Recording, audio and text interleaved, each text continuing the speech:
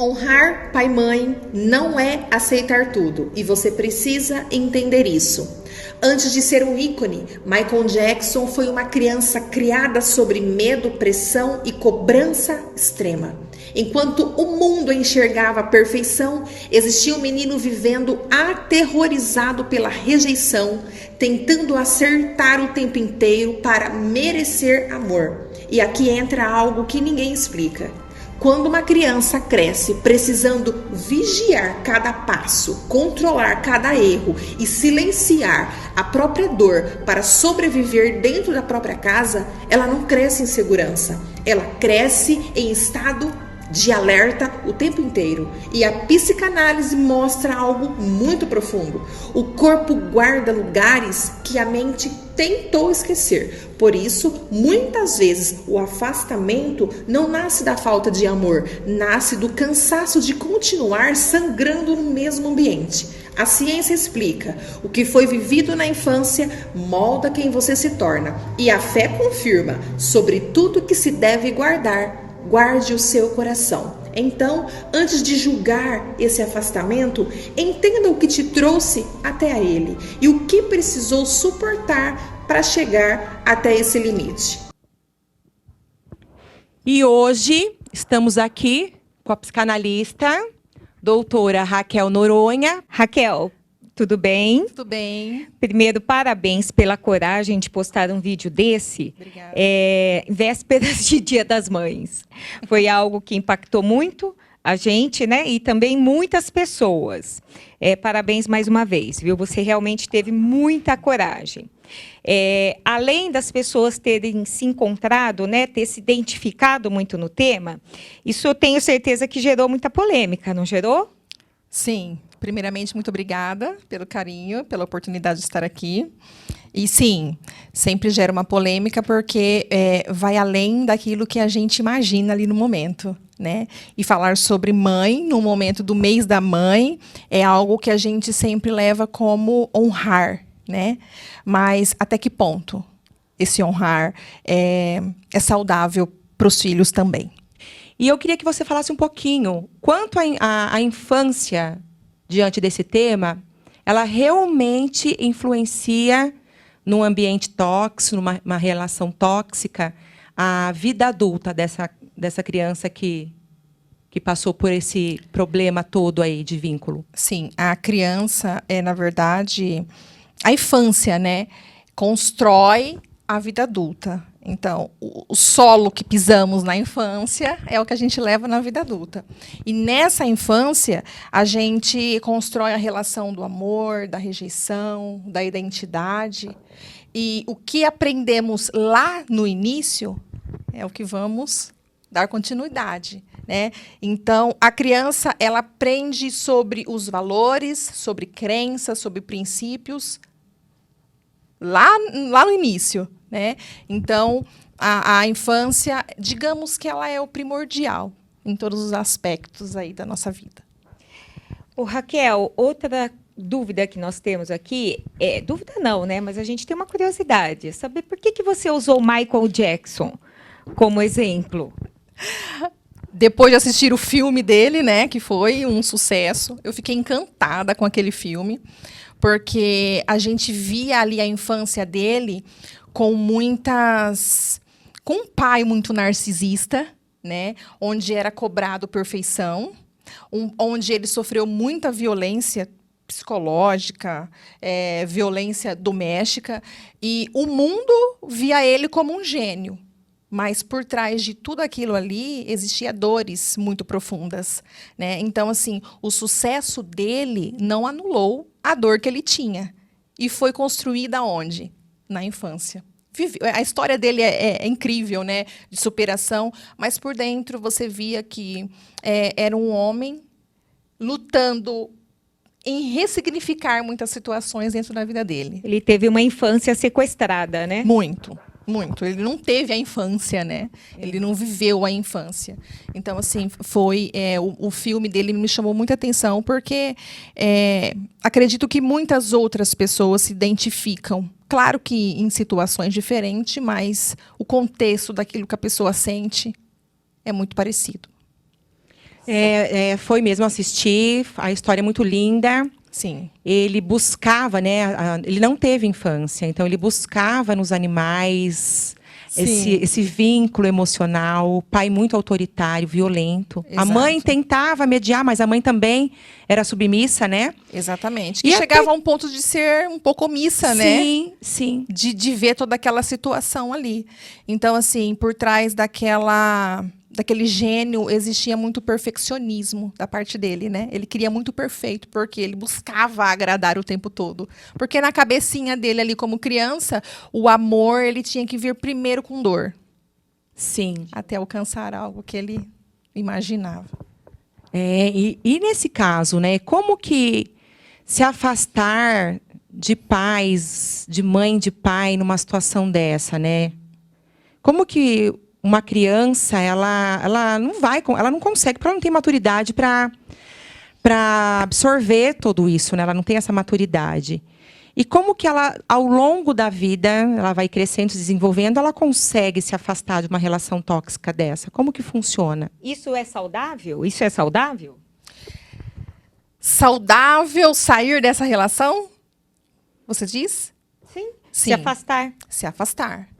Se afastar é saudável, porque nem todo afastamento é ódio. É limite. E é o que você falou. A criança, ela não tem a maturidade de entender aquilo ali. Mas aí, quando ela chega na vida adulta, ela tem essa opção, essa oportunidade, né? Porque quando a gente coloca limite, você se posiciona de uma forma diferente, né? E o corpo, ele denuncia lugares que a mente tentou normalizar.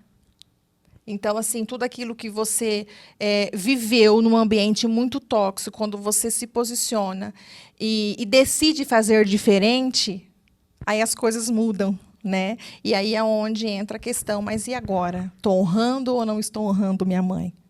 Mas até que ponto essa honra é saudável? No caso do filme, voltando lá, ele não conseguiu, né? Ele não conseguiu. Ele viveu toda essa relação até que ele morreu muito cedo. Sim. Se adoeceu, entrou na medicação, né? Ele vivia dopado.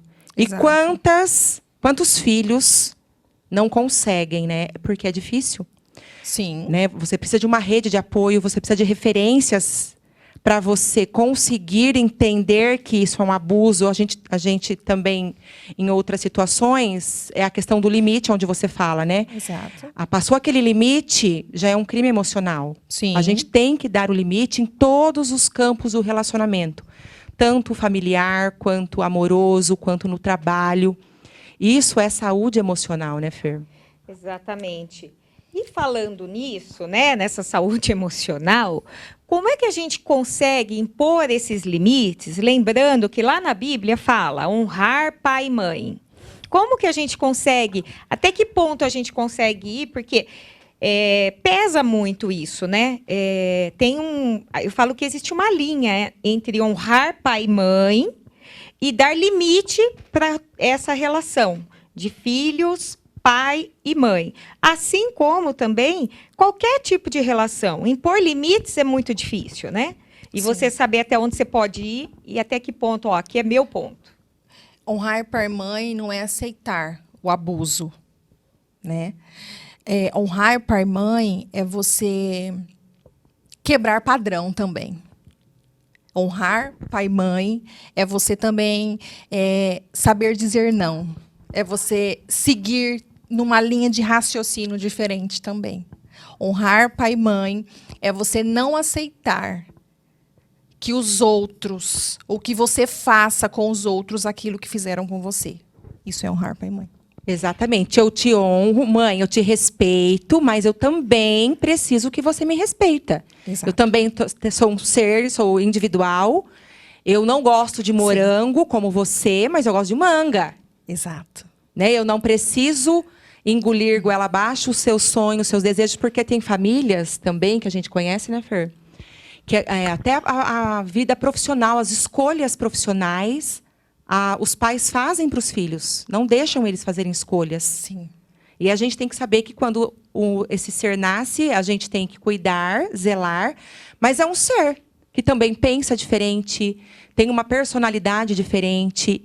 E quando a gente fala em honrar, assim como você trouxe, né, doutora?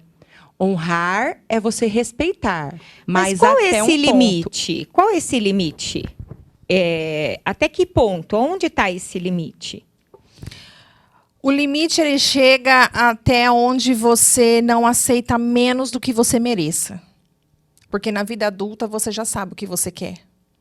E é o que você falou, tem muitos pais que querem que os filhos sigam talvez a mesma carreira que eles. Só que os filhos também têm o direito de viver a sua própria história. É aquela questão mesmo de quebrar padrões. Entende? Porque, na maioria das vezes, aquilo que a mãe não conseguiu ali fazer, realizar na vida dela, ela quer trazer para a filha. É o caso da mãe bailarina, a mãe que não foi bailarina e quer que a filha seja. Exatamente. Entendi. Exatamente. Entendi. Agora eu entendi. E como que fica a culpa nisso tudo? Porque impor limites não é fácil. Principalmente para os pais. Né? Sim. Sim, é onde entra também a questão do conhecimento, autoconhecimento, a importância do autoconhecimento. Porque quando você entende de onde vem essa dor, quando você entende as possibilidades que você tem para viver, você consegue ressignificar muitas situações. Aí é onde você também, através do autoconhecimento, você consegue não se culpar por aquilo que não é sua culpa. Entende? Então, assim, o autoconhecimento, ele é o crescimento na vida emocional e sentimental de todo ser humano. Nossa, forte, né? Vamos combinar que esse programa está bem forte, gente. Raquel, como é que a gente identifica que uma pessoa está emocionalmente adoecido dentro da própria família? Vamos falar aí de um jovem adolescente, aí vamos pôr na fase de pré-vestibular, 15, 16 anos. Como é que a gente identifica que esse jovem está emocionalmente adoecido? Ou uma mulher que já é casada, um filho que já é casado? Como a gente consegue identificar isso? A ansiedade, ela aparece aí no número 1, né? A ansiedade, o medo constante, aquela hipervigilância, é um dos sinais assim muito claro. Aquela pessoa que tem medo de falar com a própria mãe, pisa em ovos, né? O famoso pisar em ovos, a dificuldade em se posicionar, porque tudo aquilo que uma pessoa doente emocionalmente fala para o outro, aquilo para o outro soa como um ataque. E no caso de se posicionar, um filho que está tentando sair desse relacionamento tóxico gera muita também dúvida nos pais. Por que está me tratando dessa forma? Entende? Então, os primeiros sinais da pessoa que está num ambiente dessa forma, todo tóxico, é a ansiedade, a hipervigilância, o medo constante, a culpa excessiva e a hipervigilância. Está o tempo todo ali em alerta. Nossa, você está falando isso e está me vindo uma pessoa na cabeça, que eu acho que a Fernanda está com a mesma situação, que inclusive é uma pessoa que a gente tem um pouco de convívio, e toda vez que ela vai falar com a gente, ela fala assim, bem baixinho, quietinha e tudo mais. Aí a gente fala, vamos lá, fala com a gente, é normal, porque a gente não tem isso, a gente sempre conversa com todo mundo normal e tal. E aí a gente acabou percebendo que ela reproduz o que acontece dentro da casa dela. E é um medo realmente que ela convive, que a gente às vezes fica até meio chocada de ver, sabe? Porque é muito difícil você ver isso. E é uma desestrutura no lar muito grande, né? Isso não desse caso, mas de outros casos, né? Sim. Os lares estão muito desestruturados, né? Sim. A família que não vem com a base sólida vai refletir gigante, né, nesse adulto aí que você está citando, por exemplo, né? Acredito que esteja num lar disfuncional. E todo esse retraimento, essa questão de ficar mais quietinho, mais calado, é uma autodefesa mesmo que a mente já leva ali de comandos, né? Porque se dentro do lar ela já é atacada, já tem dificuldade em se posicionar, lá fora vai ser da mesma forma. É como se ela estivesse revivendo algo ali Cara a E como, cara. e como essa pessoa consegue separar o que ela vive da vida particular para a vida profissional? Porque aí eu acho uma grande dificuldade, porque dentro da minha casa eu tenho que ser assim, dentro da minha vida profissional eu tenho que me impor. Como que ela consegue? Ela dá conta disso? É onde a gente falou sobre o autoconhecimento. A pessoa vai precisar de uma ajuda, porque na maioria das vezes ela não vai conseguir sozinha, porque nem ela se conhece. Porque aquilo que ela acreditou como verdade desde sempre dentro do lar dela é o que ela vai levar para a vida dela. Entende? Então, E é onde acontecem os abusos, né? muito.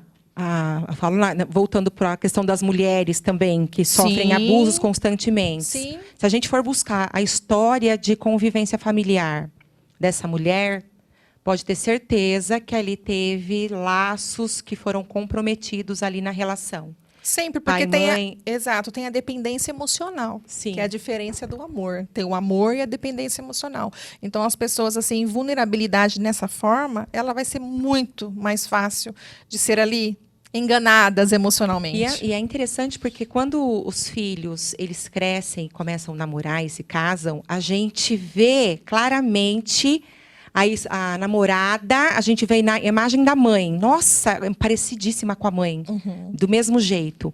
E a menina procura um pai parecido Exato. com o que ela teve de modelo em casa. Coitada da minha nora. Porque atende à reprodução mesmo, né? Sim, sim, é aquela questão de referência, né? E é o que você falou. Vai buscar aquilo que ela acredita que é saudável. E ela passa a vida toda sendo violentada, desde a infância, adolescência, e às vezes ela passa por todo o processo da vida, finalizando e não entendendo, não tendo esse autoconhecimento, porque não é fácil, porque a gente sabe que tem gente que se ressignifica. Sim, Várias pessoas conseguem sim. ressignificar, lutar contra, entender que, olha, realmente estou sendo abusada. Mas muitas passam por esse processo achando que é normal. Normalizando, não é assim mesmo e não tem como mudar. Sim, porque ela acreditou naquilo, né? Que o amor vinha primeiro com a dor, com o sofrimento. Até a gente atende constantemente, né, esse tipo de caso. Onde a mulher está lá, está sofrendo, né, e às vezes para nós, né, que conseguimos ressignificar, porque a Fer teve um lar também com o pai. Ela tem uma história bem difícil de vida com relação ao pai, e ela conseguiu ressignificar e casar com uma pessoa completamente diferente, e hoje ela é uma pessoa extremamente feliz. Sim. Mas a gente acaba vendo que muitas mulheres não conseguem ressignificar isso. Então, elas vão realmente procurar aquela figura muito parecida. Sim. Porque a sociedade, ela cobra muito, né? As raízes culturais, que você tem que ter um padrão. Principalmente, cobra-se muito da mulher. Porque a mulher é a do lar, é aquela que tem que deixar a casa limpa, o marido tem que chegar, a comida tem que estar pronta. Que suporta tudo. A Eu mulher, não sou. principalmente nas igrejas, que a gente tem que falar, é um assunto complicado a gente tocar sobre as igrejas, mas a igreja, ela padroniza muito essa questão da submissão, mas não a submissão naquele sentido que a mulher está ao lado. Sim, Ela é porque tem uma submissa porque diferença, né? é isso. Ela é submissa porque ela está ao lado, o homem a cabeça, a mulher o pescoço, e eles juntos formam uma dupla infalível. Sim. Mas muitas vezes é a questão da religiosidade, que é diferente da espiritualidade. Eu gostaria que você comentasse um pouquinho sobre isso, porque falar sobre esses limites, sobre a submissão da mulher numa outra ótica e também a questão de honrar pai e mãe, a gente vai cair num viés totalmente enraizado, numa sociedade que cobra muito e muito da mulher. Queria que você falasse um pouquinho sobre isso. E põe muito nisso, né? A mulher, ela tem a capa da supermulher e tem que sair resolvendo tudo, né? Exatamente. É onde entra a religiosidade, né? Porque a submissão é você estar diante, o casal, né? Estar diante de uma mesma missão. E tem os machistas, né?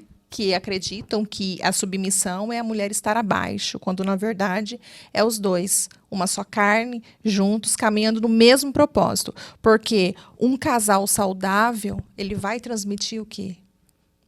Saudável para os filhos também. Vai transmitir um fruto bom ali para os filhos. Por quê? É o que dizemos. A base da vida de toda criança é pai e mãe. Então, se esse pai, se essa mãe tem o mesmo propósito, tem a mesma mentalidade, digamos, curada emocionalmente, não tem como uma criança crescer disfuncional. A gente fala muito sobre isso, porque eu até no seu post eu comentei, né, que graças a Deus eu tive uma mãe e um pai que realmente foram maravilhosos, espetaculares. Aqui todo mundo conhece, sabe como eles são. Mas a gente tem que começar a aprender a encerrar ciclos, gente. Isso é muito importante. Eu encerrei alguns ciclos na minha vida que eu precisava encerrar. Há 3 anos atrás, eu pesava 96 quilos. Porque qualquer frustração minha, e isso eu vou falar aqui, eu nunca falei publicamente, mas qualquer frustração minha era uma esfirra, era comer.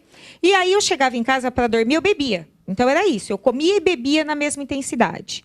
Comia as emoções. Isso. Então, para dormir, eu precisava. Eu não queria tomar remédio. Remédio não, remédio faz mal, mas a bebida não fazia mal.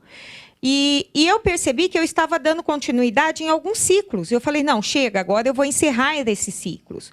Que é o que acontece com a maioria das mulheres hoje, a maioria das famílias. O menino cresceu vendo o avô bater na avó, o pai bater na mãe, e ele vai fazer o quê? Ele vai bater na namorada e na mulher. E Exatamente. A mulher cresceu vendo isso também, e ela vai achar normal ser dominada. Porque eu vou ser muito sincera, vestir a capa de Mulher Maravilha cansa. Muito. Chega uma hora que você quer um homem que fale assim para você, pode ir, eu tô aqui, eu tô junto com você, eu vou cuidar de você. Porque a capa da Mulher Maravilha é pesada, gente. Só quem carrega ela sabe o peso que tem. Então, às vezes, você só precisa de um homem que fale para você, vai lá, eu tô aqui, eu vou te carregar, fica tranquila. E isso não acontece, porque o homem também é muito cômodo ele deixar você com a capa da Mulher Maravilha e continuar sentado no sofá assistindo futebol. Isso é lindo, mas não é a realidade da vida das mulheres. Sim, e certo? As mulheres também precisam se permitir ser cuidadas. Exatamente, né? Aí é que está o ponto, porque eu nunca me permiti ser cuidada. Eu sempre cuidei de todo mundo. Aí é que está o ponto. Exatamente. Aquela questão de ser suficiente o tempo todo, como que se o que você fizesse resumisse no valor que você tem. Né? Porque o tempo todo ela precisou ser aquela que defende, que comanda, que vai atrás de tudo. E talvez não é porque o marido não queira fazer, é porque ele sabe que você vai fazer, que você dá conta e que você não quer ajuda. Né? Aí tem essa consciência, não, eu posso descansar, eu posso pôr meu limite. Né?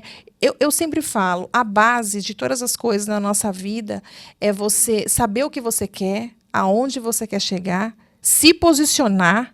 E o se posicionar não é você ser a barraqueira, desestruturada. Não, você pode falar o que você quiser dentro de uma postura, dentro daquilo que você quer chegar, entende? E pôr o limite. O limite, até aqui você pode vir comigo, daqui para cá não. A gente não pode reclamar daquilo que os outros fazem com a gente, se é a gente mesmo que está permitindo. A gente eu sou professora de formação, né, doutora? E a gente sempre falava com os pais, né, na reunião, que as crianças, a educação ela vem do berço. Sim. Né? E as crianças, cada uma tem o seu jeitinho. Você pode ter 3 filhos, 5 filhos, cada um tem a sua personalidade, um é mais calmo, Sim. O outro é mais agitado, o outro é mais chorão, o outro já é mais risonho. Cada um de um jeito. E a sensibilidade que os pais têm que ter em relação a isso, e, de acordo com a maturidade da criança, dar pequenas responsabilidades e deixar eles escolherem. Exatamente. Porque, às vezes, eu lembro, quando meus filhos eram pequenos, a cobrança, não vai dar benção? Dá benção para o vô, dá benção. Então, são raízes que eles querem que a gente reproduza. Sim.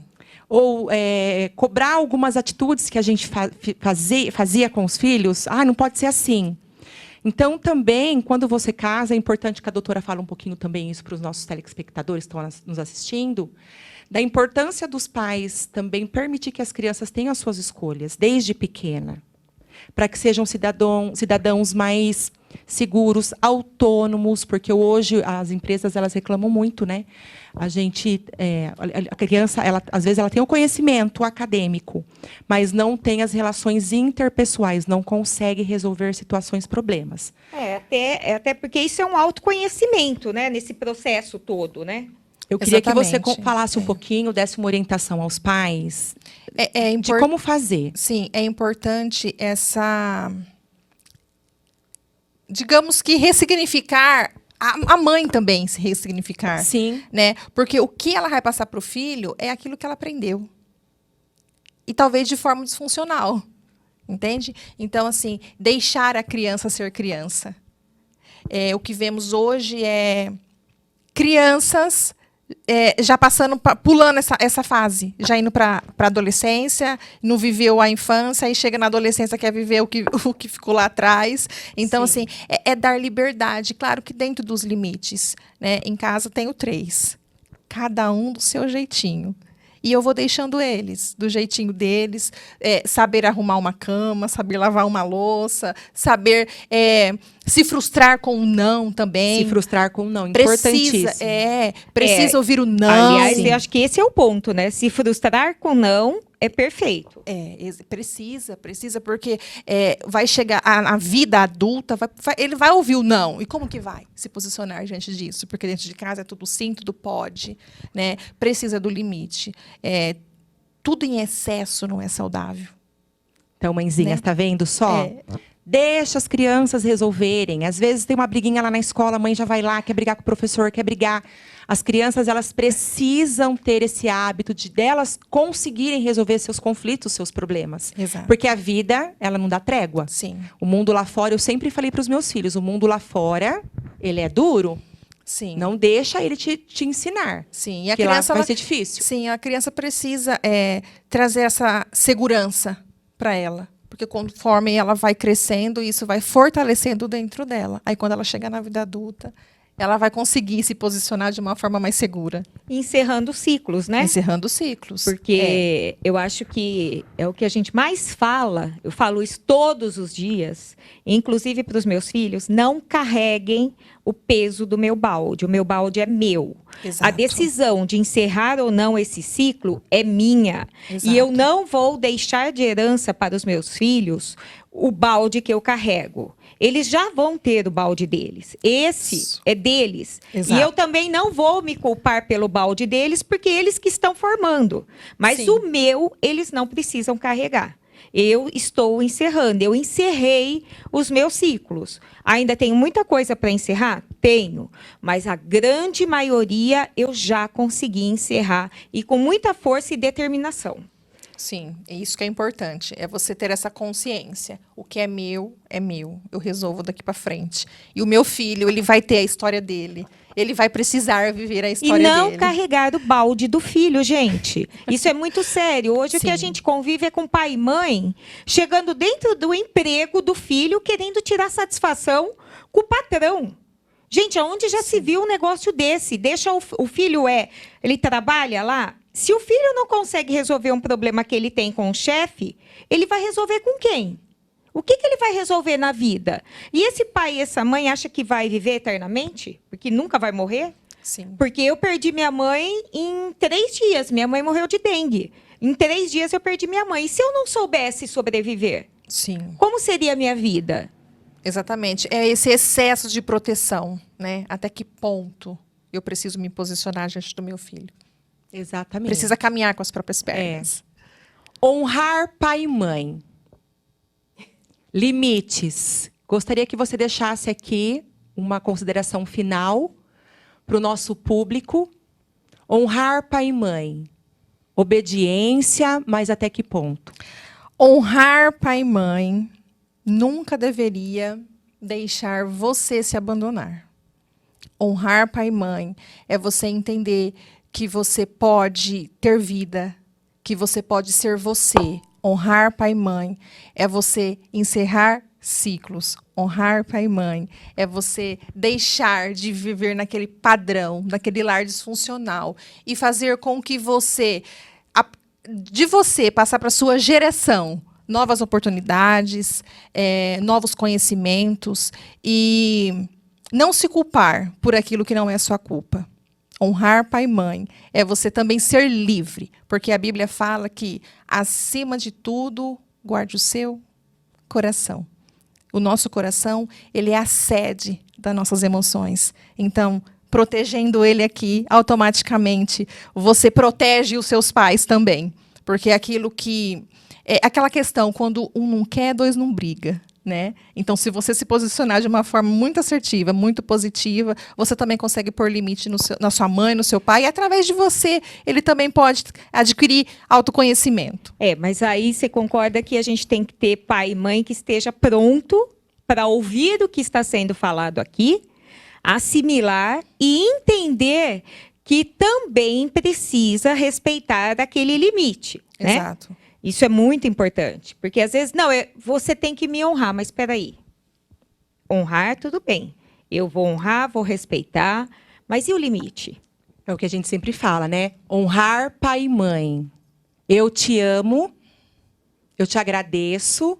Isso. Mas eu tenho as minhas escolhas. Exatamente. A escolha é minha, assim como você teve a sua. Exatamente. Né? E talvez essa mãe ela não vai querer entender. E talvez essa mãe, esse pai, porque a gente não consegue mudar o outro, entende? E por mais que você lute para que sua mãe, que seu pai venha para um caminho diferente, não é aquilo que já está construído dentro da cabecinha deles, entende? Então assim, vamos fazer diferente. Então eu vou fazer diferente.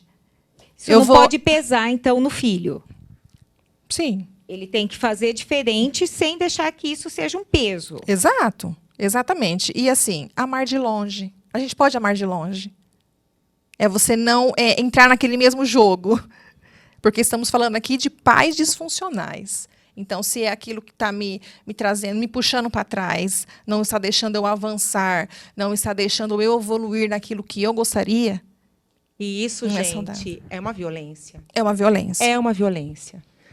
Não permitir que os filhos construam a sua própria história, não permitir que os filhos construam seus sonhos, as suas escolhas, também é uma violência. Então, que essa entrevista, esse podcast, seja muito significativo para vocês que estejam assistindo aí, porque às vezes a gente normaliza situações, a gente reproduz aquilo que a gente viveu. Então, honrar pai e mãe é criar um ambiente de respeito, de empatia, de liberdade e de escolhas. Exatamente. Encerramos aqui. Gente, um programa maravilhoso. Mais um podcast. Que delícia. A gente poderia estar aqui com continuar por um bom tempo, mas precisamos encerrar. E realmente maravilhoso. Muito obrigada, doutora Raquel. Eu que agradeço, Fernandas. Foi enriquecedor. Tenho certeza que nosso público vai amar. E, gente, se tiver dúvida, deixa lá nos comentários. Aí a doutora Raquel chama, Sim, responde. Estamos à disposição. E como que as pessoas fazem para te achar, doutora? Noronha Kel Pisse no Instagram. As redes sociais. E tem o contato também, lá no Instagram. Depois coloca lá nos comentários todos os seus... Sim. Tá bom? Isso. Tá joia, obrigada, então. gente. Muito obrigada. Fiquem com Deus e até a próxima. E quinta-feira, às 20 horas, tem o que, Gabriel? Aqui na Web TVO tem Rivail Ferraz Gabriel. Bom demais. Não perca!